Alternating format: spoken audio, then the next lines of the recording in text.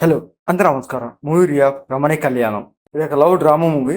ఈ మూవీలో లవ్ సీన్స్‌తో పాటు కొన్ని డ్రామా సీన్స్ ఉంటాయి. అవి కొంచెం ఎమోషనల్‌గా చూపిస్తారు. అవి చూడడానికైతే పర్లేదు ఒక్కొక్కలాగా అనిపిస్తాయి.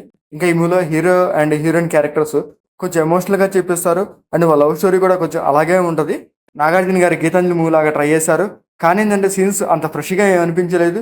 వాళ్ళ మధ్య లవ్ గాని, డ్రామా సీన్స్ గాని కొంచెం ఎమోషనల్‌గా ట్రై చేశారు. అవి చూడడానికి కూడా ఒక్కొక్కలాగా అనిపిస్తాయి. మరీ మనం అంత కనెక్ట్ అయ్యి సూపర్‌గా ఉంది అన్నట్టుగా అయితే ఏమీ లేవు సీన్స్ అయితే. ఇంకా ఈ మూడు స్టోరీలకి వెళ్తే రాజుకి క్రికెట్ అంటే ఇష్టము. సో తను ఇంటర్నేషనల్ ప్లేయర్గా సెలెక్ట్ అవుతాడు. ఆ సందర్భంగా ఫ్యామిలీతో కలిసి డిన్నర్కి వెళ్తారు. డిన్నర్కి వెళ్ళాక ఆ హోటల్లో ఒక పెద్ద ప్రమాదం జరుగుతుంది. ఆ ప్రమాదం వల్ల రాజు వాళ్ళ ఫ్యామిలీ స్పాట్లో చచ్చిపోతారు. కానీ ఏంటంటే రాజుకి ఆ యాక్సిడెంట్ వల్ల ఏంటంటే బ్రెయిన్లో నర్వ్స్ కట్ అయిపోయి తను పెరాలసిస్ అవుతాడు. తను బతికనన్ని రోజులు వీల్ చైర్లోనే ఉంటాడు అన్నమాట. ఇంకా హీరోయిన్ సంజన కూడా సేమ్ ప్రాబ్లమే. ఒక కార్ యాక్సిడెంట్లో తనకు కళ్ళు పోతాయి. కానీ తను బ్లైండ్ అని ఎప్పుడు అలా ఫీల్ అవుతుంది అనమాట. తను ఒక ఇండిపెండెంట్ ఉమెన్ లాగా ఫీల్ అవుతూ ఉంటుంది. ఇంకా రాజ్ అండ్ సంజన వాళ్ళు ఎలా కలిశారు, వాళ్ళిద్దరి మధ్య ప్రేమ ఎలా పుట్టింది, ఆ తర్వాత ఏం చేశారనేది ఈ మూవీ స్టోరీ. ఆ పాయింట్ వేసుకుని ఈ మూవీ స్టార్టింగ్ చేయండి వరకు చాలా వరకు ఎమోషనల్ గా తీసుకెళ్ళాలని ట్రై చేస్తాడు. సో ఆ ఎమోషనల్ సీన్స్ చూడడానికి కూడా పర్లేదు బాగా ఉంటాయి. కానీ ఏంటంటే ఆ ఎమోషనల్ సీన్స్ కి మనకు అంతగా కనెక్ట్ అవ్వము. ఆ సీన్స్ చూడడానికి ఒక్కొక్కలాగా అనిపిస్తుంది. ఇంకా ఈ మూవీలో రాజ్ క్యారెక్టర్ కానీ సంజన క్యారెక్టర్ కానీ చాలా సింపుల్ గా ఉంటుంది. దాని తగ్గట్టుగా వాళ్ళ లవ్ స్టోరీ కూడా చాలా క్యూట్ గానే పెడతారు. అవి చూడడానికి కూడా పర్లేదు బాగానే ఉంటది. ఇంకా ఈ మూవీలో మైనస్ ఏంటంటే మూవీ స్టార్టింగ్ లోనే మనకి హీరోయిన్ ప్రాబ్లమ్స్ ఏంటో మనకి క్లియర్ గా అర్థమవుతుంది.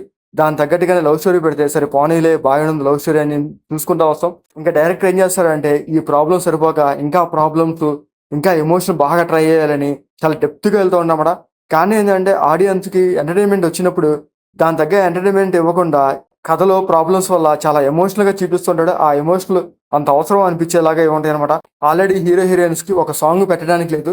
ఎందుకంటే హీరోకి ఏమో పెరాలసిస్, ఎప్పుడు వీల్ చైర్ లో ఉంటాడు, హీరోయిన్ బ్లైండ్ అనమాట. సో అలాంటి సిచ్యువేషన్ ఎక్కడ క్రియేట్ చేసి సాంగ్ పెడతాడు? ఆల్రెడీ ట్రై చేసి ఒక సాంగ్ అయితే పెట్టాడు. ఆ సాంగ్ కూడా నేచురల్ గా అనిపించదు. ఏదో ఆడియన్స్ కోసం సాంగ్ పెట్టాం అన్నట్టుగా పెట్టారనమాట ఆ సాంగ్ అయితే. ఇంకా అలాంటి సిచ్యువేషన్ లో ఇంకా ఎంత ఎమోషనల్ అని పిండుతాడు.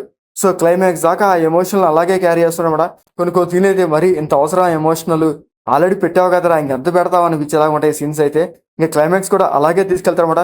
క్లైమాక్స్ లో ఏమీ మారడు. ఆ ఎమోషనల్ క్లైమాక్స్ తోనే ఈ మూవీ ఎండ్ చేసేస్తాడు. ఇంకా ఈ మూవీలో Raj character and Sanjana characters పర్లేదు బాగుంటాయి. వాళ్ళ క్యారెక్టర్స్ తగ్గట్టు వాళ్ళ యాక్టింగ్ పర్ఫార్మెన్స్ బాగుంటుంది అనమాట.